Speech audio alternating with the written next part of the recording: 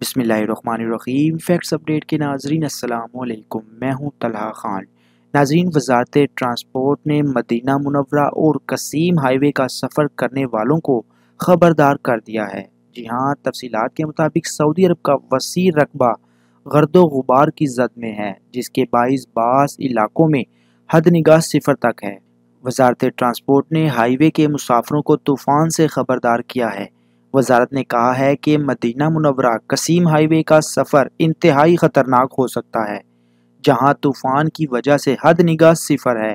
محکمہ موسمیات نے ریاض، قصیم، مدینہ منورہ، حائل اور مشرقی ریجن کے رہائشیوں کو طوفان سے خبردار کیا ہے۔ محکمہ موسمیات نے کہا ہے کہ ریاض کے بعض علاقوں میں حد نگاہ انتہائی متاثر ہے، جبکہ دیگر علاقوں میں صفر کے قریب ہے۔ مدینہ منورہ کے حوالے سے محکمے نے کہا ہے کہ کھلے اور میدانی علاقوں میں گرد و غبار کے طوفان کی شدت زیادہ ہوگی۔